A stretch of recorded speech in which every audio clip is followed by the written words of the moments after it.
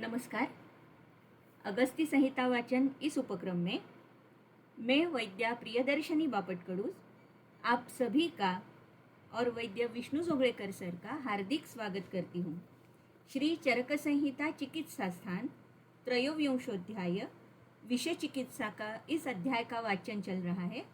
इसके अंतर्गत पिछले सत्र में हम श्लोक नंबर 6 तक आए थे, जहाँ तक एक अध्याय का संक्षिप्त स्वरूप, विषय का संक्षिप्त स्वरूप सर ने हमें बताया था, जैसे कि अष्टवेग है, दशगुण है या चतुर्विंशति उपक्रम है। इसके बारे में थोड़ी सी चर्चा हुई थी संक्षिप्त रूप में। और पिछले सत्र में वैद्या शिल्पा जाधव मैडम ने एक प्रश्न उपस्थित किया था ईक्षण इस अर्थ के बारे में, इस शब्द के अर्थ के बारे में। तो इसी के साथ आज की शुरुआत करते हैं। मैं सर से अनुरोध करती हूँ कि व्याख्यान का प्रारंभ करें।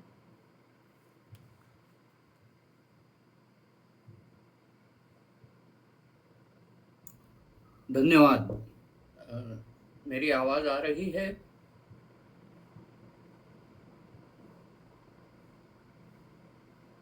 हेलो। हाँ, आ रही है, प्रॉपर अच्छी तरह से आ रही है। हाँ, ठीक है। तो Am I audible? ये ऑडिबल। ओके। तो कल शिल्पा जाधव जी ने ऐसा लिखा था कि ईक्षण ये शब्द आंख के बारे में इस्तेमाल नहीं होता है, वो इंद्रिय के बारे में है। तो मैंने शब्द कल्पद्रुम में ढूंढा तो उसमें दर्शने करणे ये एक अर्थ है और दूसरा अर्थ नेत्र ऐसा है। और उसका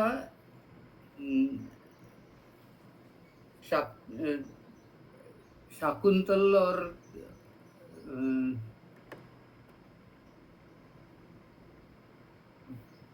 महाभारत, रघुवंश, इनके रेफरेंस दिए गए हैं जहां ईक्षण शब्द का अर्थ नेत्र ऐसा किया गया है। तो अनलेक्षण इस शब्द का अर्थ इंद्रिय लेने में कोई मतलब नहीं है, वो अधिष्ठान नेत्र के बारे में लेना उचित होगा।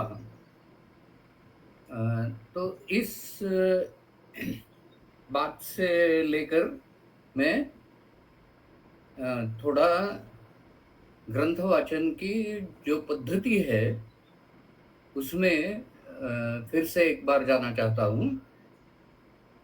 हमने देखा कि जो विग्रह है यानी पदच्छेद है, उसके बाद पदार्थोक्ति नाम की एक स्टेप आती है। क्योंकि संस्कृत भाषा में ऐसा होता है कि एक शब्द बहुत विविध तरह से इस्तेमाल किया जाता है। एक शब्द के 30-35 अर्थ प्राप्त हो सकते हैं। इसका एक कॉमन उदाहरण है रस। तो रस यानी पारद लेना है या मधुर अम्ल लवण वगैरह लेना है या वाङ्मयीन श्रृंगार वीर करुण वगैरह लेना है, या फिर पत्ते या वनस्पति का निचोड़ उसको रस लेना है। ये हमें वो श्लोक या शब्द किस संदर्भ में आया है वो देख के निर्णय करना होता है कि इस श्लोक के पदों में जो ये शब्द आया है उसकी पदार्थोक्ति इन सभी अल्टरनेटिव्स में कौन सी है ये पक्का करना होता है। और इसी तरह हर एक सूत्र में करना चाहिए, क्योंकि मैं जब कॉलेज में पढ़ा था तो मेरे डिपार्टमेंट में मैं सभी विद्यार्थियों को साथ लेके उनके पास विविध डिक्शनरीज हुआ करती थी। उस वक्त ये डिजिटल मीडिया इतना नहीं था, डिजिटल मोबाइल ऐप्स वगैरह नहीं थे, तो हम फिजिकली शब्दकोश में या शब्द कल्पद्रुम में या वाचस्पत्यम में हर एक शब्द का अर्थ ढूंढते थे और उसमें कौन सा फिट होता है इसके ऊपर चर्चा करते थे। सभी विद्यार्थियों का जब वहाँ एक मत हो जाता था तो वो अर्थ हम लेते थे। तो ये एक महत्वपूर्ण स्टेप है, क्योंकि संस्कृत भाषा का आपको अगर कुछ परिचय है तो एक ही शब्द के अनेक अर्थ कैसे होते हैं, उसका उसके बहुत सारे उदाहरण मिलेंगे। पदच्छेद के बारे में भी उदाहरण दे सकता हूँ। जो जो एक श्लोक है, वागर्थाविव संपृक्तौ वागर्थ प्रतिपत्तये जगतः पितरौ वंदे पार्वती परमेश्वरौ। ये तो श्लोक आपको मालूम होगा। तो उसमें पार्वती परमेश्वरौ ये जो सामासिक शब्द है उसका विभाजन अलग अलग टीकाकारों ने अलग अलग किया है। पार्वती च परमेश्वरश्च पार्वती परमेश्वरौ, इस तरह का विग्रह कई लोगों ने किया है कि जग के माता पिता पार्वती और परमेश्वर, उनका हम वंदन करते हैं, ऐसा अर्थ बहुत सारे लोग लेते थे। लेकिन एक टीकाकार ने ऐसा कहा कि इसका विभाजन पार्वतीपः च रमेश्वरः च, यानी पार्वतीप यानी शिवजी और रमेश्वर माने विष्णु जी, यानी हरिहर का यहाँ पार्वती परमेश्वर शब्द से ज्ञान होता है, ऐसा मल्लिनाथ ने कहा है। तो देखिए, पदच्छेद हम कैसा करते हैं उसके ऊपर श्लोक का अर्थ बदल जाता है और एक शब्द अनेक अर्थों से इस्तेमाल करते हैं। इसलिए हर एक शब्द का और हर एक पदच्छेद का हमें विश्लेषण करना चाहिए और जो विश्लेषण सही हो वही लेना चाहिए। तो इतना प्रारंभिक वक्तव्य होने के बाद मैं अभी फिर से हमारे मूल विषय पे आता हूँ। तो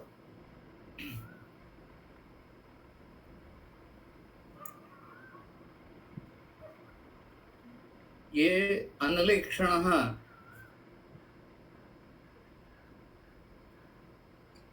अमृतार्थम समुद्रे तु मध्यमाने सुरासुरे वगैरह शब्द हमने देखा है। तो यहाँ अनलेक्षण शब्द आया है और उसके बारे में जो शंका उपस्थित हुई थी उसके बारे में मैंने अभी अभी बताया। तो यहाँ लास्ट लाइन जो है, जगद विषण्णम तम दृष्ट्वा तेन असौ विष संज्ञितः। तो ये पुरुष इतना भयावह था कि उससे पूरे जगत में विषाद या हताशा पैदा हुई कि अब कुछ नहीं बचेगा, इस तरह का भाव समुदित हुआ। और इस भाव से विष ये संज्ञा आई है। विषाद शब्द का अर्थ क्या है, ये हम भगवत गीता से भी जान सकते हैं। अर्जुन विषाद योग ऐसा अध्याय का नाम है।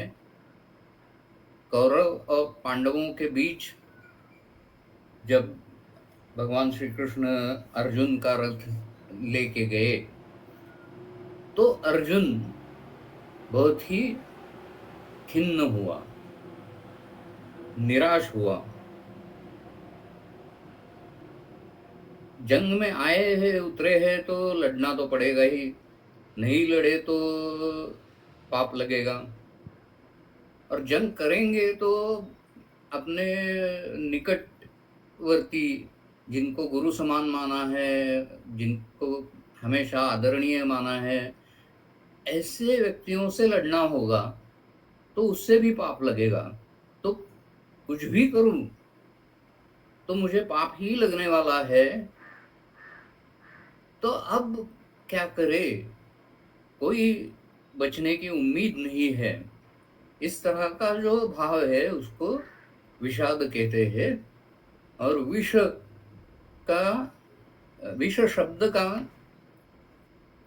शब्द की उत्पत्ति ये विषाद भावना से है।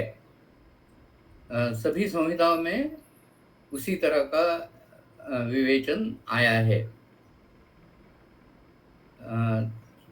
जहरीले सांप के काटने के बाद वो विक्टिम को लगता है कि अब मैं नहीं बचूंगा, या फिर कुछ पेट में जहरीला पदार्थ गया तो अब मैं नहीं बचूंगा। इस तरह की भावना जो पैदा होती है वो विषाद है। और उससे सभी विषयों को विष कहलाते हैं। तो ये ब्रह्मा जी ने जंगम स्थावर योनि में ब्रह्मा जी ने योजना की। इस तरह का ये जो वाक्य है, जंगम स्थावरायाम तद योनौ ब्रह्मा न्ययोजयत, तो इसमें ब्रह्मा को कर्तृत्व दिया गया है कि ब्रह्मा जी ने अपने मन से ये स्थावर और जंगम पदार्थों में बांट दिया। अभी ये क्रिएटर थियरी जो है, किसी भी दृश्य वस्तु के लिए कोई तो कर्ता होना चाहिए, इस तरह का जो विवेचन है या इस तरह के जो धारणा है वो समाज में बहुत ही गहरी है। कि अगर हम मंदिर देख रहे हैं तो किसी ने तो मंदिर बनाया होगा, या फिर छोटे बच्चों को ऐसा लगता है कि ये इतना सुंदर पहाड़ अपने आप कैसे बन जाएगा, उसे किसने तो बनाया होगा। ये सनसेट इतना अच्छा दिख रहा है, वो किसी ने तो आकाश में सप्तरंगों का ये दृश्य पैदा किया होगा। तो हर एक चीज के लिए किसी क्रिएटर या कर्ता की जरूरत है। इस तरह का विवेचन आता है। तो इसका खंडन यज्ञ पुरुषीय अध्याय में अच्छी तरह से किया गया है कि अगर हर एक चीज को कर्ता चाहिए तो वो कर्ता किसने उत्पन्न किया। इस तरह का अनएंडिंग सर्कुलर आर्गुमेंट जिसे कहते हैं, ऐसा सवाल पैदा हो सकता है। यानी हमारे मराठी में हमारे एक सर थे, वो बोलते थे कि राम के पिताश्री का नाम दशरथ था, उनके पिताजी का एकादश रथ, उनके पिताजी का द्वादश रथ, ऐसे इस तरह से अनएंडिंग इन्फिनाइट पूर्वज वहाँ हम कल्पना कर सकते हैं। तो ब्रह्मा जी ने ये सब किया, ऐसी धारणा जो है वो क्रिएटर थियरी का निदर्शक है। पहले बहुत सारे साइंसेस में भी वही भावना थी, लेकिन 18th सेंचुरी में डार्विन, लाप्लास आदि शास्त्रज्ञों ने थियरी ऑफ इवोल्यूशन पहले प्रस्तुत की। अभी थियरी ऑफ इवोल्यूशन बहुत मायने रखती है, उसके जो सबूत है वो हमें बहुत जगह मिल जाते हैं। अभी कल परसों ही आपने पढ़ा होगा कि सबसे बड़े सांप का डायनासोर्स के कुलों में होने वाले सांप का जो कंकाल है वो मिल गया है गुजरात के सौराष्ट्र में। तो ऐसे जब हम सबूत देखते हैं तो उत्क्रांतिवाद को मानना हमें जरूरी होता है। अभी देखिए कि जंगम यानी सांप या फिर लूता आदि को ये विष से क्या फायदा होने वाला है? तो फायदा होने वाला होता है किसी भी प्राणी में, सजीव में विषाक्त तत्व पैदा होता है तो उस विषाक्त तत्व से उस सजीव को कुछ न कुछ फायदा जरूर होता है, अन्यथा वह उत्पन्न ही नहीं होता। ये उत्क्रांतिवाद का कहना है कि survival of the fittest. So survival advantage अगर नहीं मिलता है तो वो जो भी इन्वेंशन है वो या जो भी जेनेटिक चेंजेस है वो चले जाते हैं, जिससे सर्वाइवल एडवांटेज मिलता है। ऐसे ही जेनेटिक चेंजेस टिके रहते हैं। तो जब वनस्पतियों में या सर्पों में विषाक्त तत्व टिके रहे हैं तो उससे उन सजीवों का कुछ न कुछ फायदा जरूर होता है। यूनिसेल्युलर सजीव में भी ये दिखाई देता है, मल्टीसेल्युलर में तो दिखाई देता ही है। तो सांप का विष जो है वो सांप के दंश के बाद उसका विक्टिम जो है वो पैरालाइज हो जाता है, वो भाग नहीं जा सकता। तो एक बार डस लिया सांप ने तो उसकी शिकार कहीं जाने वाली नहीं है, क्योंकि बहुत तकलीफें जिस प्राणी को दंश हुआ है उसको होने वाली है। कहीं पैरालिसिस हो जाता है, कहीं ब्लीडिंग हो जाता है, यानी कि वो प्राणी बच नहीं सकता। तो ये एडवांटेज जो विष विषैले तत्व सर्प के विष में है, उससे वो उसकी शिकार में पैदा हो जाते हैं, काम करते हैं। फिर सांप को खुद को उसकी तकलीफ क्यों नहीं होती? तो ये बात ऐसी है कि हर एक प्राणी की रचना ऐसी होती है कि बहुत सारी चीजें इस्तेमाल होती है शस्त्र के जैसे, और जब वो शस्त्र चलता नहीं है, चलने की जरूरत नहीं है, वहां वो शस्त्र म्यान किया जाता है, यानी उसके ऊपर आवरण किया जाता है। अभी सांपों में जो पॉइजन ग्लैंड्स है, वो हमारे सलाइवरी ग्लैंड्स की जैसे है, लाला ग्रंथि जैसे है, और ये उसमें से जो लाला स्राव पैदा होता है, उसमें ये घटक सब होते हैं। तो ये घटक जब सर्प दंश करता है, उसी वक्त वहां सीक्रेट हो जाते हैं और नीचे आते हैं।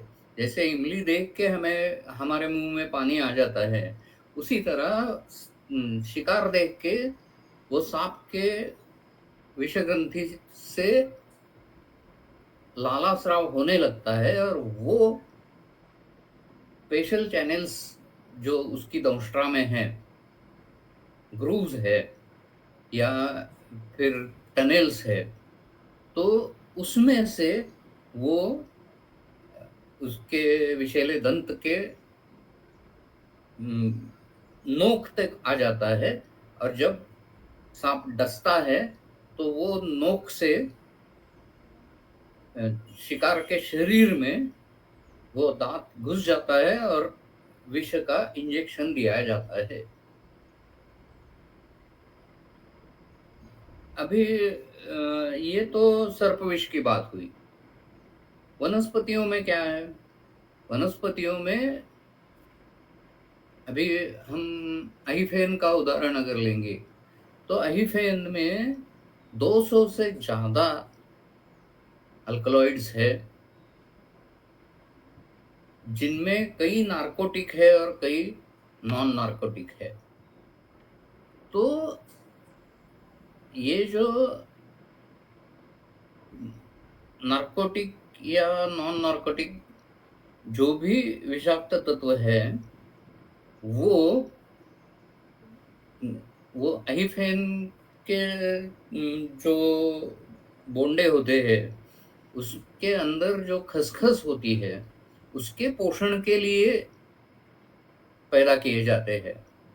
और हम क्या करते हैं कि वो खसखस का पोषण होने से पहले ही, फल कच्चा होते वक्त होने के वक्त, वो चीर दे के वहां से निकाल देते हैं।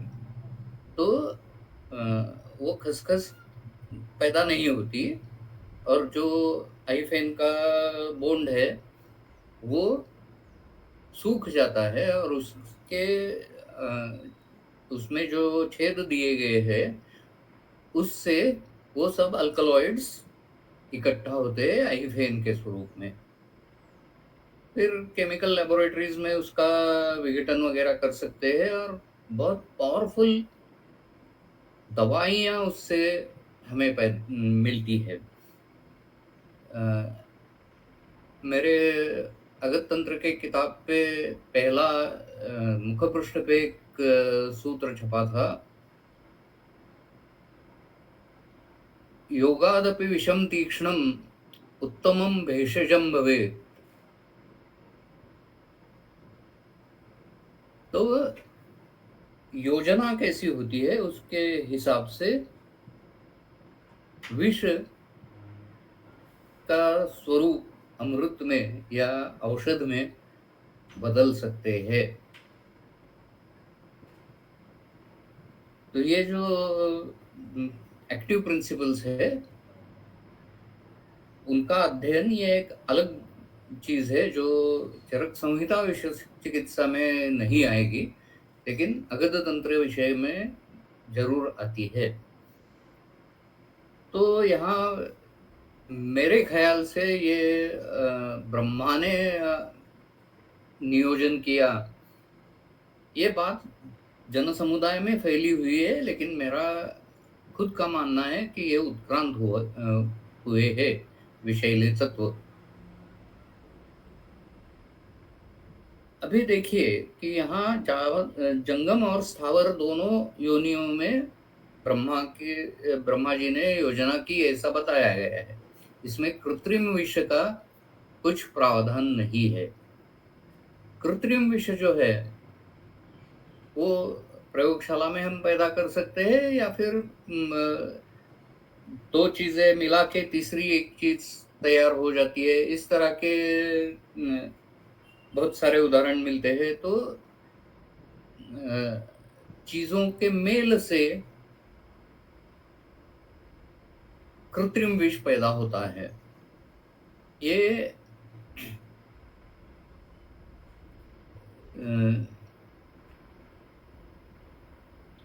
चरक संहिता में कृत्रिम विष ऐसा स्पेसिफिक उदाहरण नहीं है। कल मैंने ये भी बताया कि चरक संहिता में अलग अलग तरह से चीजें आ गई है, जैसे कि गर विषय है, फिर दूषी विषय है, फिर अभेषज है, बाधन है और अनुबाधन है वगैरह।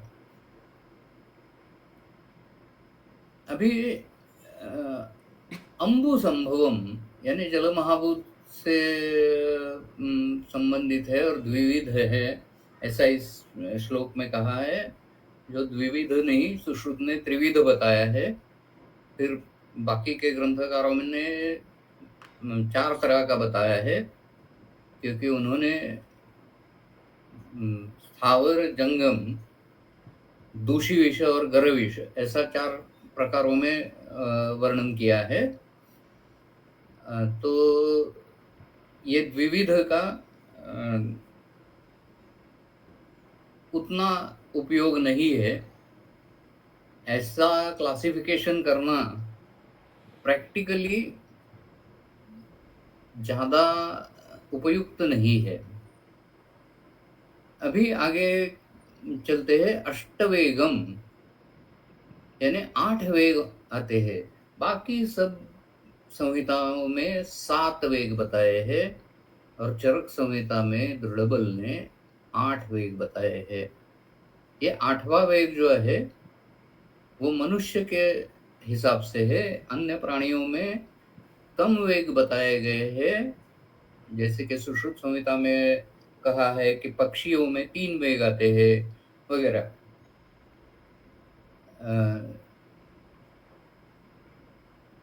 3, 4, 7, 8 ऐसे हमें वेगों की गणना दिखाई देती है। तो ये जो वेग शब्द है ये चरक संहिता में चरक संहिता में बताया है। सुश्रुत संहिता में उसका बहुत अच्छा विवेचन है। तो वेग कैसे आता है, तो सुश्रुत संहिता ने बताया है कि शरीर में जो कलाएं होती है, मांसधरा कला, रक्तधरा कला या अस्थिधरा कला, पुरीशधरा कला, मज्जधरा कला, ये कला आशयांतर मर्यादा है। तो विष जब उस कला में आता है तो वो आशय भर जाने तक वहीं रहता है, और जब कला का भेद करके अगली कला में विष जाता है तो नया वेग पैदा होता है। ऐसा वर्णन सुश्रुत संहिता में किया है। बहुत साल पहले हमने ये टेस्ट किया था एनिमल एक्सपेरिमेंट में। तो वहाँ हमने माइस में गुंजा का प्रयोग किया था और उसकी टाइम सीरीज की थी कि कितनी देर में कौन से अवयवों में रक्तस्राव होता है, ये देखा था। तो उसमें जो 3 वेग पशुओं में बताए, उस तरह से 3 अवयवों के क्लासेस 3 अलग-अलग समय पे वहाँ रक्तस्राव दिखाई दिया।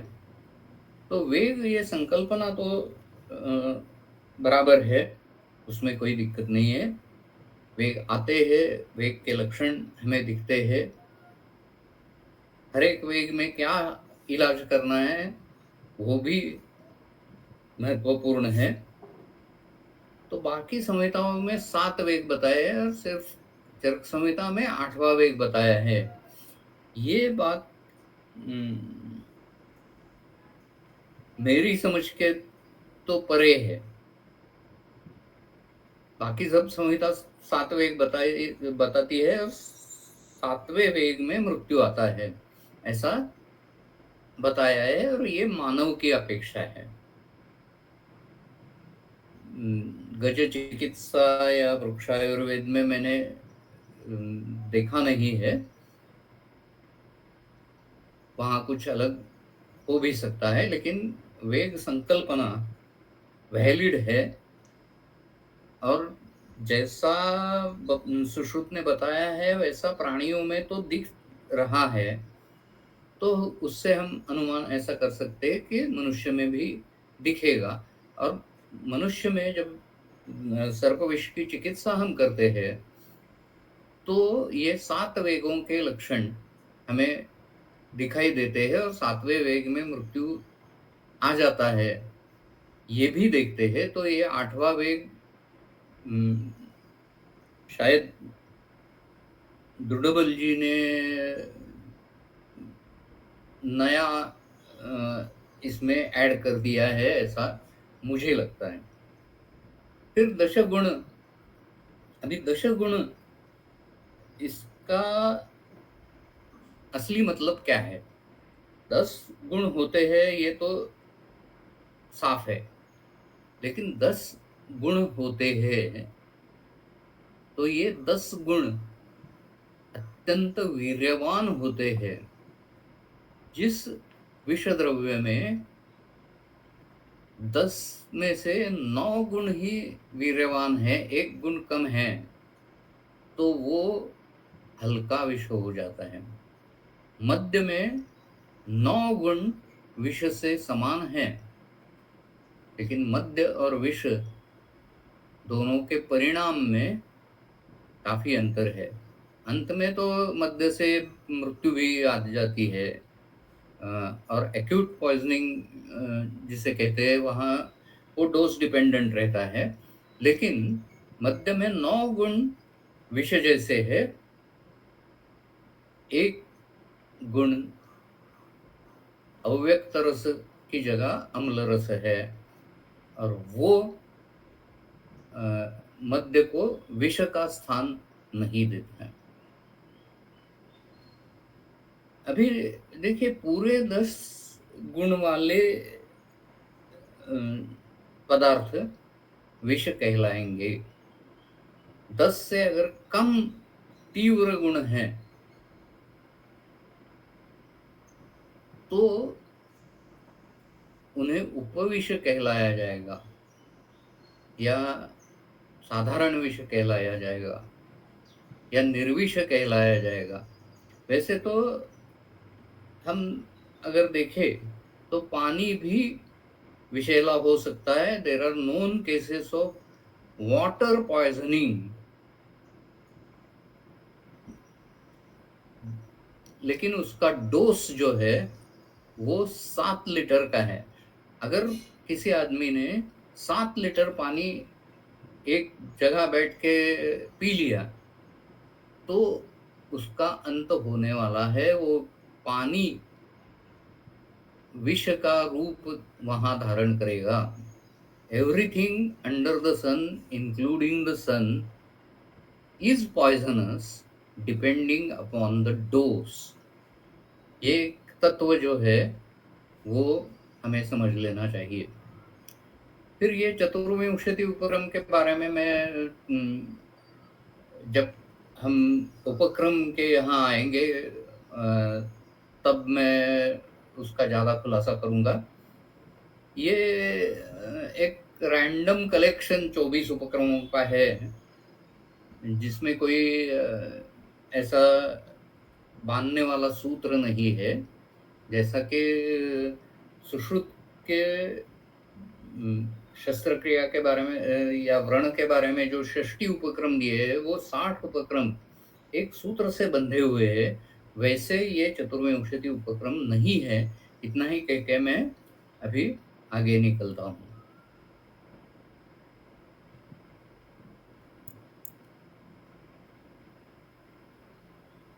अभी वर्षा ऋतु में विष ज्यादा प्रभावी होता है। इस अर्थ का ये श्लोक है। तद वर्षासु अम्बुयोनित्वात् संक्लेदम गुणवत गतम सर्पति अम्बुधरापाये तद अगस्त्यो हिनस्ति च प्रयाति मंदवीर्यत्वम विषम तस्मात् घनात्यये। यानी जब बारिश शुरू हो जाती है तो गुड़ जैसे पिघलता है, उसी तरह से विष ज्यादा सर गुण का हो जाता है और क्लेद उसमें बढ़ जाता है और वो क्लेद रस रक्त के माध्यम से शरीर में फैलता है। सरपति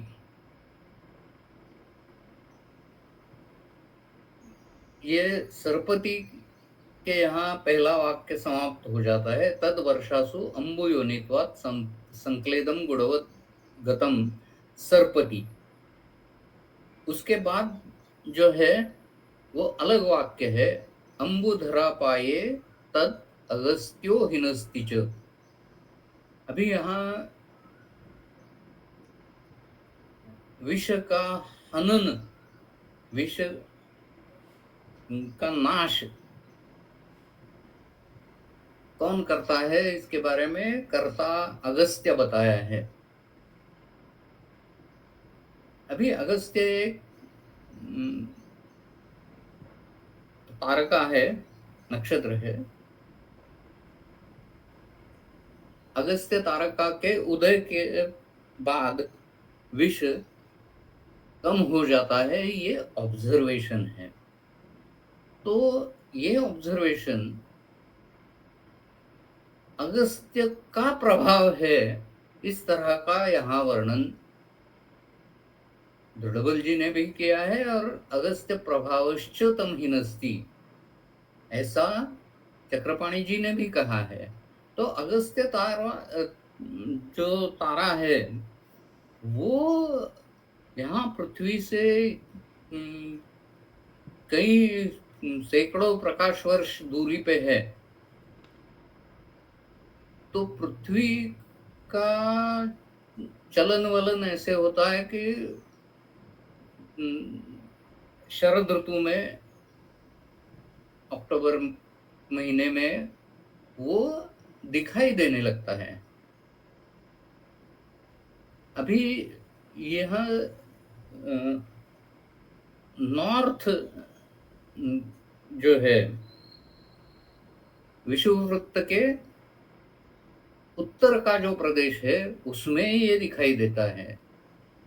जो ऑस्ट्रेलिया, न्यूजीलैंड ऐसे देश है जो या साउथ अफ्रीका जो विषुववृत्त के साउथ में है, दक्षिण में है, तो वहां ये अगस्त्य का उदय मार्च में होता है।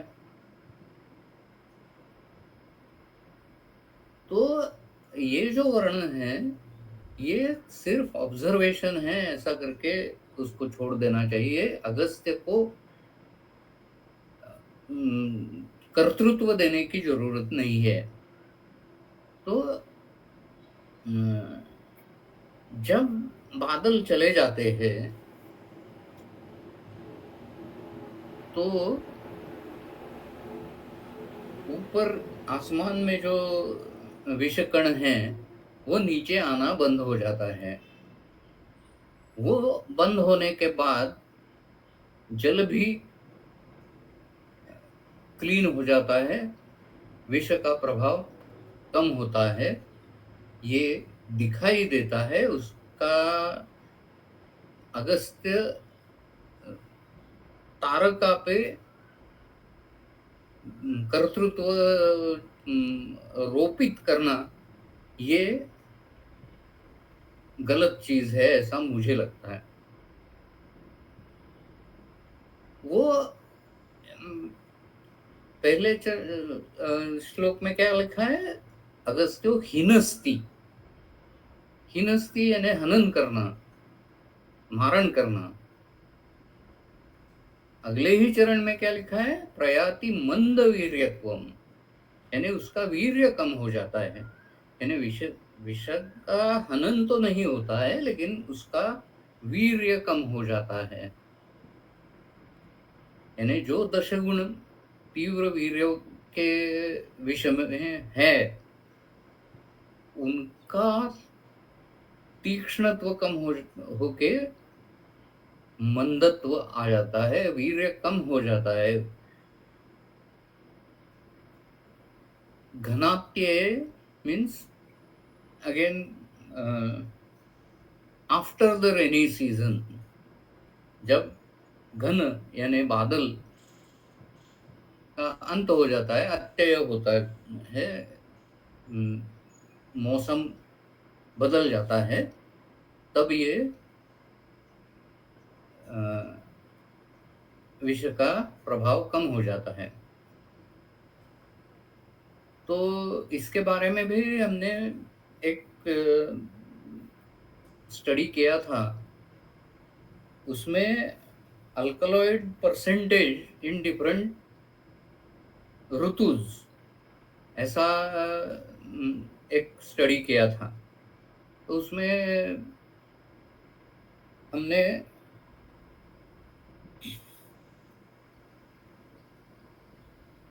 लांगली का उपयोग किया था, और लांगली के जो विषाक्त तत्व है उनका सीरियली हर एक ऋतु में सैंपल लेके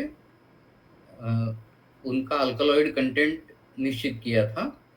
तो ये बात तो सच है कि भारत में मानसून सीजन में वो अल्कलॉइड्स बढ़ जाती है, और मानसून सीजन खत्म होने के बाद वो अल्कलॉइड्स कम हो जाती है, ये दिखाई देता है।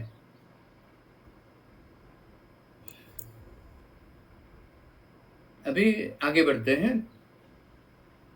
सर्पाः कीट उन्दुराः लूताः वृश्चिकाः गृहगोधिकाः जलौका मत्स्यमण्डूकाः कणभाः सकृत्कण्टकाः श्वसिंह व्याघ्र गोमायु तरक्षु नकुलादयः दंष्ट्रिणो ये विषम तेषां दंष्ट्रोत्थम जंगमम मतम। अभी ये क्षत्रिणो गच्छन्ति न्याय से दंष्ट्रा विष ऐसा कहा गया है। यानी जलौका को दंष्ट्रा कहाँ होती है? अभी ये जो सब लिस्ट दी है उनमें नकुल का भी उल्लेख किया है। अभी नकुल यानी जो जिसे मराठी में या अंग्रेजी में मुंगूस कहते हैं, वो बहुत ही लचीला, तड़पदार, बहुत जल्दी हलचल करने वाला ऐसा प्राणी है। और वो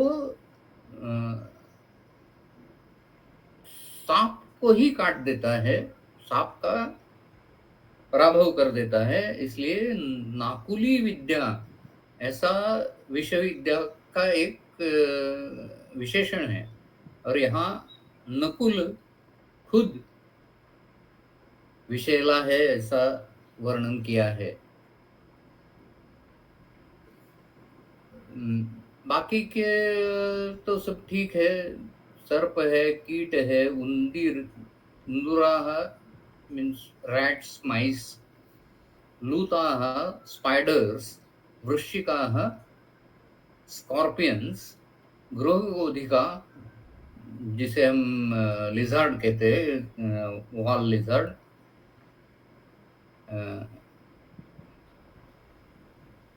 जलौका। जलौका में सभी विषैले नहीं है, सर्पों में भी सभी सर्प विषैले नहीं होते। उसी तरह जलौका में भी कुछ जलौकाएं विषाक्त हो सकती है। मत्स्य विषाक्त होते हैं, कई मत्स्य, सभी नहीं। मंडूक, मंडूक के विष के बारे में ग्रंथों में तो वर्णन है, लेकिन मंडूक से विषबाधा हुई है ऐसे उदाहरण मैंने तो नहीं देखे हैं, कहीं लिटरेचर में भी ज्यादा कहीं पढ़ने को नहीं मिलते। कणभ ये कीटक ही है, तो कीटकों में समावेश है, फिर भी कणभ अलग लिखा है। वो शायद वृत्त जोड़ने के लिए, श्लोक का वृत्त भंग हो न जाए इसलिए वो ऐड किया होगा। क्रुकंटक यानी शैमेलियन जिसे कहते हैं, उसे क्रुकंटक नाम दिया है। श्व कुत्ता, सिंह, व्याघ्र, ये तो गोमायु यानी गोम, मराठी में जिसे गोम कहते हैं वो गोमायु, या फिर गोमायु का दूसरा अर्थ है जैकॉल,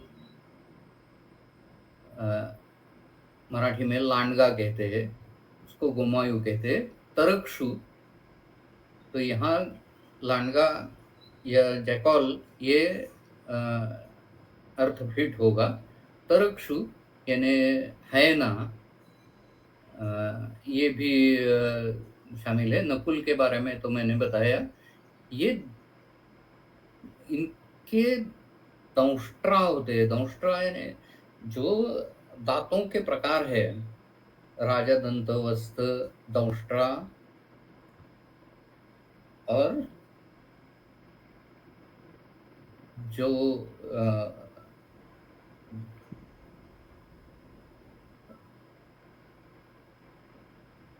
हानव्य कहते हैं, लघु हानव्य और बृहत हानव्य, इस तरह का जो विभाजन है उसमें दंष्ट्रा इसका नाम है। जो नुकीला, जिसे मराठी में सुड़ा कहते हैं, उसे दंष्ट्रा कहते हैं।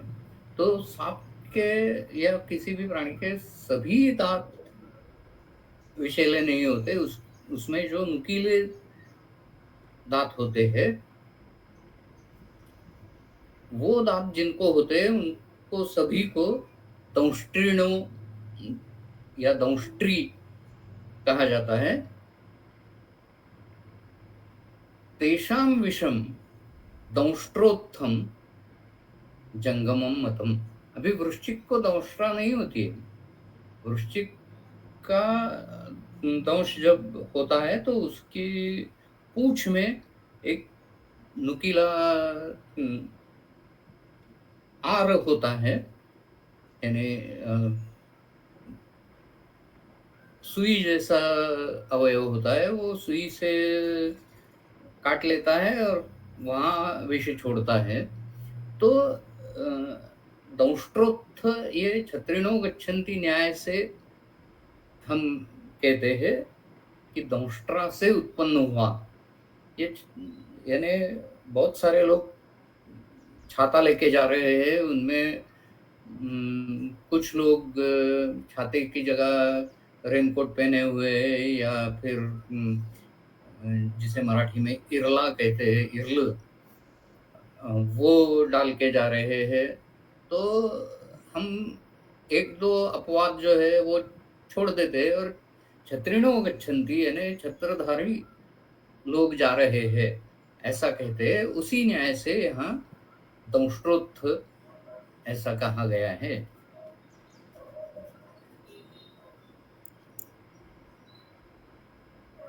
अभी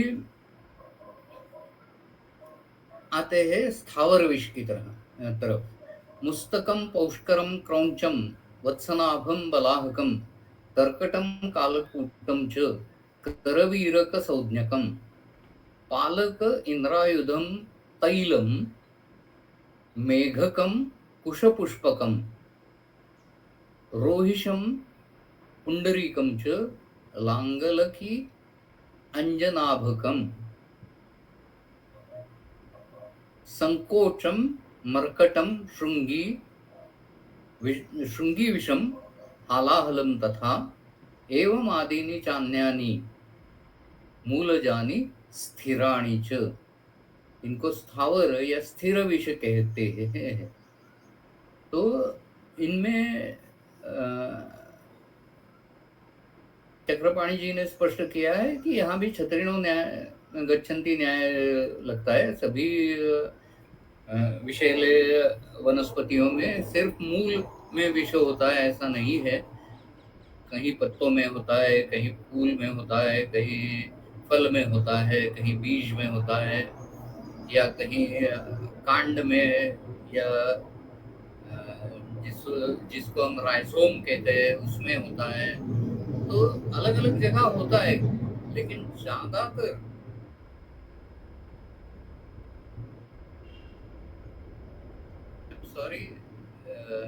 मैं एयरपोर्ट के पास रहता हूँ, तो बीच बीच में विमानों की आवाज भी आपको सुनाई देगी, तो उसके लिए क्षमा प्रार्थी हूँ। तो ये सब जो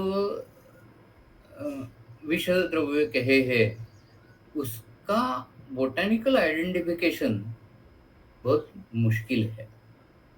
अभी देखो वत्सनाभ जो है एकोनाइट, तो एकोनाइट के 100 से ज्यादा स्पीशीज है उस फैमिली में, और उस फैमिली में 100 से ज्यादा जो स्पीशीज है उनमें से अतिविष जैसे कई निर्विष स्पीशीज भी है और सविष स्पीशीज भी है। तो एकोनाइटम फेरोक्स को वत्सनाभ कहना अलग चीज है, लेकिन उस स्पीशीज में, उस फैमिली में जो 100 से अधिक स्पीशीज है उनमें से किसको कालकूट कहे या किसको कुशपुष्प कहे या पालक कहे, इंद्रायुध कहे, ये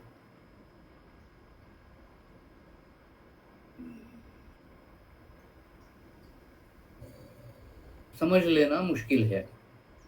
एतेषां च संज्ञा संबंधे शबर किरातादयः एव तद्विद्याः प्रमाणम् ते ही गुरु परंपरया व्याख्यानयन्ति। यानी जो वनवासी है, आदिवासी है, उनको ही समझ में आता है कि ये अलग तरह का विषय है, ये अलग तरह का विषय है, इसका ऐसा परिणाम होता है, उसका वैसा परिणाम होता है, वगैरह वगैरह।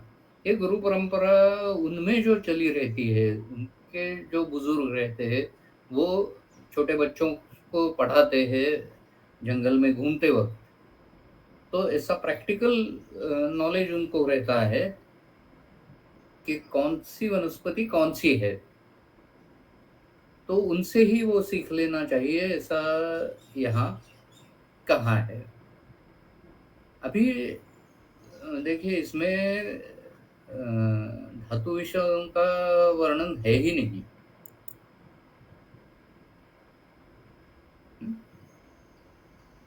सीधे आगे जाते हैं दृढ़बल जी। गर संयोगजम च अन्यत् गर संज्ञम गदप्रदम कालांतर विपाकित्वात् न तद आशु हरत्यसून। यानी थावर और जंगम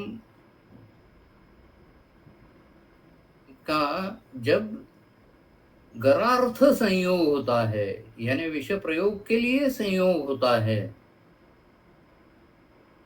तो उसको गर कहते हैं। यानी यहाँ इंटेंशन, गरार्थः संयोगः ते गर संयोगाः तेभ्यो जातम गर संयोगजम विषम। यानी इंटेंशन यहाँ इम्पोर्टेंट है, न कि विषय द्रव्य इम्पोर्टेंट। जो इंटेंशन है वो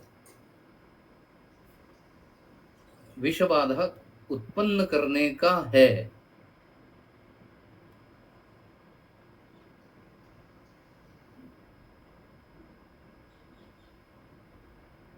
अन्य तंत्रों में गर का वर्णन जो है वो अलग अलग तरह का है। अभी देखिए कि ये ड्रग इंटरेक्शन या drug herb interaction, herb interaction, इस तरह से हम सोच सकते हैं।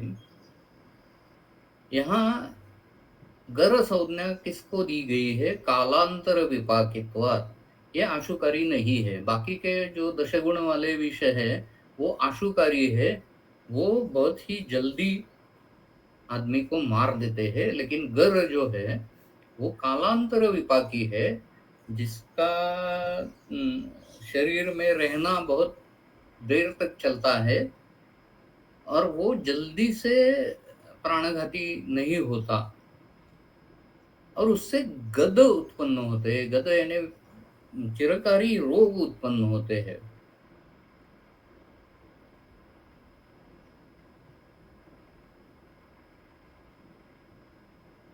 अगला श्लोक,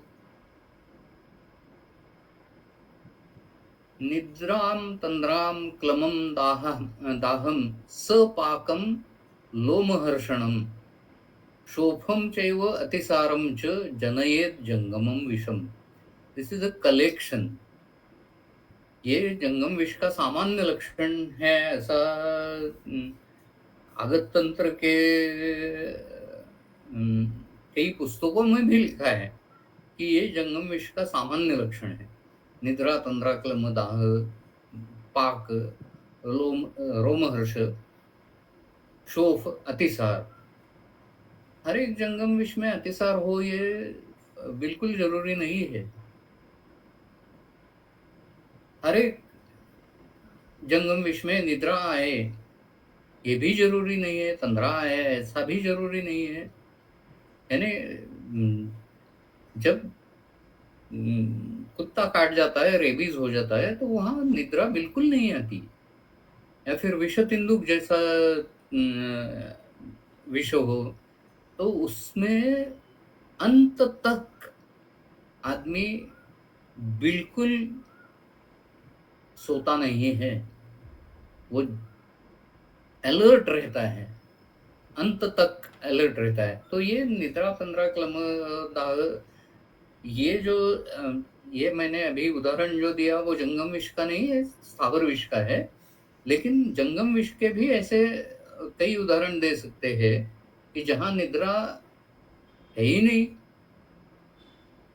यानी जो राजिमान सर्प होते हैं, वो राजिमान सर्प के दंश के बाद 6-7 घंटे कुछ होता ही नहीं है, तो आदमी को ऐसा लगता है कि ये निर्विष सांप से काटा गया है। वो पूरा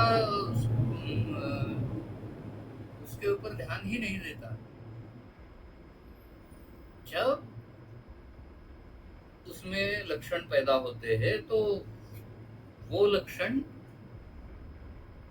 ज्यादातर फेनवर्ती जैसे होते हैं, मुंह से एकदम कफ आने लगता है। फेनवमी जो स्थावर विष के बारे में लिखा है, वो जंगम विष में भी दिखाई देता है। कोबरा के काटने से भी फेनवर्ती ऐसा लक्षण दिखता है, वो यहाँ कहीं लिखा ही नहीं है।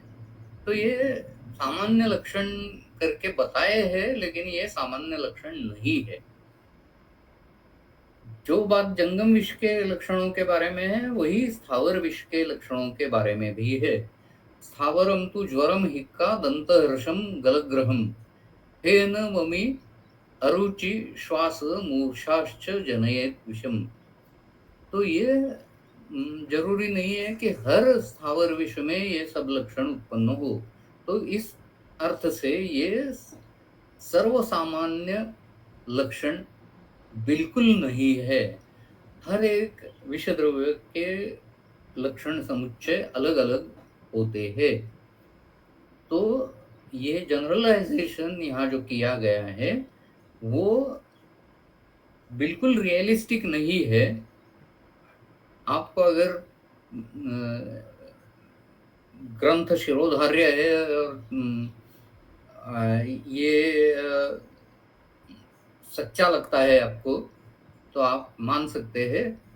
परीक्षा में भी सेकंड ईयर की परीक्षा में स्थावर या जंगम विष के सामान्य लक्षण ऐसा शॉर्ट नोट आता है, वहाँ श्लोक फेंक देना, उसका मतलब लिख देना, इसके अलावा उसका कुछ उपयोग है नहीं। यानी क्लिनिकल प्रैक्टिस में इसका उपयोग बिल्कुल नहीं है। अभी फेनोमी ये जो लक्षण है, ये किसका निदर्शक है? तो फेनोमी में पहली चीज जो होती है वो फेफड़ों में, लंग्स में बहुत सारा उदक धातु आ जाता है। वो उदक धातु इतना बढ़ जाता है कि वो मुंह से एक फेनवर्ती जैसा, यानी जो दिवाली में छोटे बच्चे वो नाग गोली जलाते हैं और उसमें ऐसा बहुत सारा आता है, उसी तरह से मुंह से फेन आ जाता है। मेरी जो आगामी किताब है उसमें आपको उसकी इमेज दिखाई देगी।